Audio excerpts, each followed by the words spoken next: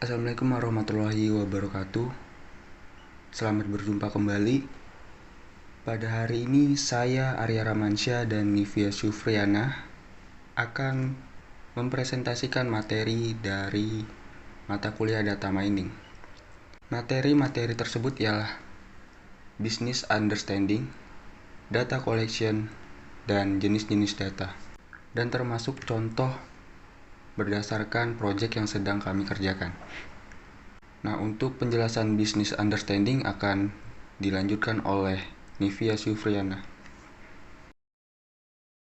Business understanding merupakan tahap awal pada proses data mining yang meliputi pemahaman, penelitian, penentuan tujuan, dan rumusan. Nah, pada proses business understanding ini terdapat salah satu proses yang disebut juga dengan transfer knowledge yang digunakan untuk mengetahui tujuan dan sasaran dalam pengolahan data yang akan kita kerjakan. Pada fase business understanding akan dilakukan analisa tujuan dan persyaratan bisnis untuk dapat memutuskan apakah data mining ini bisa diterapkan untuk memenuhi tujuan, serta menentukan jenis data apa yang dapat kita himpun untuk membangun model yang dapat diterapkan. Hal ini yang menjadi dasar pemikiran yang sangat fundamental untuk menentukan apakah data mining atau knowledge discovery in database ini diperlukan atau tidak. Pada proses business understanding juga terdapat the what and the way of the business understanding. Apa yang dimaksud dari the what and the way tersebut? Yang pertama ada the what. Nah, the what ini adalah salah satu proses pemahaman terhadap proses bisnis organisasi atau perusahaan. Sedangkan the why adalah proses pemahaman tujuan dan sasaran, problem solving pada sebuah data, kolaborasi bisnis, dan mengestimasi dampak yang akan dihasilkan. Selanjutnya, pada proses business understanding terdapat tahap awal proyek pengolahan data. Nah, langkah pertama yang dapat kita lakukan yaitu memahami konteks bisnis suatu perusahaan atau organisasi. Nah, hal ini dimaksudkan untuk menetapkan tujuan proyek dan mengetahui cara bagaimana data mining ini dapat membantu mencapai tujuan dari proyek kita. Nah, dalam tahapan ini rencana itu harus dikembangkan seperti menentukan jadwal, action, dan juga pembagian peran. Langkah yang kedua yaitu mendefinisikan permasalahan bisnis yang akan diselesaikan atau insight yang dapat kita cari. Nah, pada tahap ini kita definisikan permasalahan apa yang dialami atau yang kita temukan. Lalu, tahap terakhir kita dapat melakukan penentuan apa yang ingin kita capai atau tujuan apa yang ingin kita dapatkan dari proyek pengolahan data kita. Dari penjelasan business understanding tadi, kami mengambil judul proyek yaitu implementasi data mining dengan algoritma random forest untuk memprediksi rating aplikasi Google Play Store. Nah, perlu kita ketahui juga bahwasannya pada masa sekarang ini perkembangan teknologi itu berkembang sangat cepat. Salah satunya itu dalam bidang penyediaan informasi. Teknologi informasi ini dapat digunakan untuk melengkapi sebuah data dan bisa digunakan sebagai dasar dalam pengambilan sebuah keputusan. Kita perlu ketahui bahwasannya dalam Google Play Store terdapat informasi-informasi berupa deskripsi, komentar dari user, dan rating mengenai aplikasi di dalamnya. Nah, rating ini biasanya diberikan oleh user dan digunakan untuk menjadi tolak ukur untuk mengetahui apakah aplikasi yang dibuat itu sudah baik atau masih ada kelemahan. Nah, yang menjadi permasalahannya itu akan tetapi banyak pengguna aplikasi yang tidak memberikan rating setelah menggunakan aplikasi, padahal penilaian pengguna itu yang mempengaruhi keberhasilan suatu aplikasi. Nah, dari permasalahan tadi ditentukan tujuan untuk mengetahui kekurangan atau kelebihan dari aplikasi yang dibuat. Nah, penelitian ini dapat diharapkan dapat membantu menemukan kelemahan aplikasi dalam waktu singkat dari sudut pandang pengguna sebagai bahan untuk meningkatkan produk. Hal ini juga dibutuhkan analisa agar dapat mengetahui seberapa banyak peminat ataupun yang tidak menyukai aplikasi yang telah dibuat dengan menggunakan teknik data mining. Baik, selanjutnya data collection. Data collection merupakan prosedur pengumpulan, analisis, dan pengukuran data secara akurat untuk sebuah penelitian. Ada beberapa hal yang perlu kita ketahui sebelum kita mengumpulkan sebuah data. Yang pertama, kita harus mengetahui tujuan kita melakukan sebuah penelitian. Selanjutnya kita menentukan jenis data yang ingin kita kumpulkan, lalu metode dan prosedur apa yang akan kita gunakan untuk mengumpulkan, menyimpan, dan memproses data. Lalu kita harus mengetahui tujuan kita mengumpulkan data itu untuk apa. Lalu, apa tujuan pengumpulan data? Pada dasarnya, tujuan terpenting kita mengumpulkan sebuah data ialah untuk memastikan bahwa data yang kaya akan informasi dan dapat diandalkan dikumpulkan untuk analisis statistik sehingga keputusan berdasarkan data dapat dibuat untuk penelitian. Lalu ada beberapa fungsi kita mengumpulkan data. Kita mengumpulkan data dapat sebagai bahan pertimbangan dalam pengambilan keputusan. Lalu kita dapat menentukan area untuk peningkatan dan perluasan berdasarkan data yang kita dapat. Lalu kita juga dapat memprediksi pola masa depan.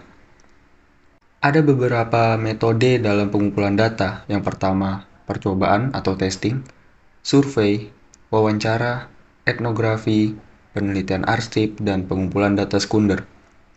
Pada percobaan atau testing, kita memanipulasi variabel dan mengujinya pada orang lain.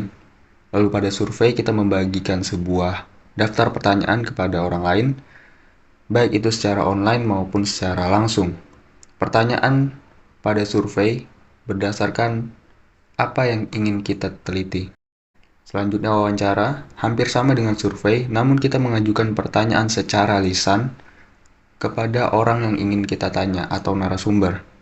Selanjutnya etnografi, kita bergabung dan berpartisipasi dalam sebuah komunitas ataupun organisasi, lalu kita mencatat hasil pengamatan dari komunitas atau organisasi tersebut. Lalu ada yang kelima yaitu penelitian arsip. Kita dapat mengakses dokumen atau catatan dari perpustakaan, penyimpanan, ataupun internet. Terakhir, pengumpulan data sekunder. Kita mengumpulkan sebuah data yang telah dikumpulkan sebelumnya dari sumber seperti lembaga pemerintahan atau organisasi penelitian. Sebelum kita mengumpulkan data, ada beberapa langkah yang perlu kita lakukan. Pertama, kita menentukan data apa yang ingin kita kumpulkan. Lalu kita menetapkan jadwal pengumpulan data. Lalu yang ketiga, kita menentukan metode yang ingin kita gunakan dalam pengumpulan data tersebut. Dan terakhir, barulah kita dapat memulai mengumpulkan sebuah data. Teknik atau sarana mendapatkan data pada proyek. Nah, data yang digunakan pada penelitian kami ialah dataset aplikasi dari Google Play Store. Nah, sebagai bahan penelitian, prediksi rating aplikasi Play Store ini kami menggunakan algoritma Random Forest. Nah, Random Forest ini merupakan salah satu algoritma yang melakukan pengklasifikasian yang terdiri dari beberapa pohon keputusan. Setiap pohon keputusan itu dibangun dengan menggunakan vektor acak. Pendekatan umum yang digunakan untuk menyisipkan vektor acak dalam pembentukan pohon. Data ini bersumber dari situs https www.kaggle.com dan metode yang kami gunakan dalam pengumpulan data adalah metode pengumpulan data sekunder atau disebut juga dengan web crawling. Nah, teknik pengumpulan data sekunder ini adalah cara yang dapat digunakan untuk mengumpulkan data yang sudah tersedia tanpa perlu melakukan wawancara dan survei langsung di lapangan. Dengan menggunakan teknik ini, harapannya dapat mempersingkat waktu dalam proses pengumpulan data dan juga akan menjadi lebih praktis tentunya. Tipe data pada data mining. Tipe data pada data mining terdiri dari 4 jenis atribut. Yang pertama ada rasio atau mutlak. Nah, data ini diperoleh dengan cara pengukuran di mana jarak 2 titik pada skala sudah diketahui dan mempunyai titik nol yang absolut. Properti yang digunakan adalah kali dan bagi. Contohnya itu umur, berat badan, tinggi badan, dan jumlah uang. Operasi yang digunakan pada rasio adalah geometric mean, harmonic mean, dan percent variation. Jenis atribut yang kedua yaitu interval atau jarak. Nah, data ini diperoleh dengan cara pengukuran juga, di mana jarak 2 titik ini pada skala sudah diketahui, tetapi tidak mempunyai titik nol yang absolut. Properti yang digunakan adalah tambah dan kurang. Contohnya itu suhu 0 derajat Celcius sampai 100 derajat Celcius dan umur 20 sampai 30 tahun. Operasi yang digunakan adalah mean, standard deviation, Pearson's correlation, TNFTs. Jenis atribut selanjutnya yaitu ordinal atau peringkat. Data ini diperoleh dengan cara kategorisasi atau klasifikasi, tetapi di antara data tersebut terdapat hubungan atau berurutan. Properti yang digunakan adalah kurang dari atau lebih dari. Contohnya yaitu tingkat kepuasan pelanggan, yaitu puas, sedang, atau tidak puas. Operasi yang digunakan yaitu median, percentiles, rank correlation, run test, and sign test. Jenis atribut yang selanjutnya yaitu nominal atau label. Nah, data ini diperoleh dengan cara kategorisasi atau klasifikasi dan menunjukkan beberapa objek yang berbeda. Properti yang digunakan adalah sama dengan atau tidak sama dengan. Contohnya itu kode pos, jenis kelamin, nomor ID karyawan, dan nama kota. Operasi yang digunakan yaitu mode, entropi, kontingensi, correlation, dan X kuadrat test. Data proyek. Nah, penelitian ini kami menggunakan dataset dari Google Play. Data yang digunakan itu meliputi app name atau nama aplikasi, app ID atau ID dari aplikasi, kategori aplikasi, rating atau rating aplikasi, install atau jumlah instalasi aplikasi, price, jumlah harga, currency, jenis mata uang yang digunakan, size, ukuran file aplikasi, last update, pembaruan terakhir aplikasi, dan konten rating atau rating dari konten. Baiklah, mungkin itu saja yang dapat kami sampaikan. Saya Arya Rahmansyah dan Nivia Sufriana pamit undur diri. Apabila ada kesalahan kata mohon dimaafkan. Wabillahi taufik wal hidayah. Wassalamualaikum warahmatullahi wabarakatuh. Dan selamat beraktivitas.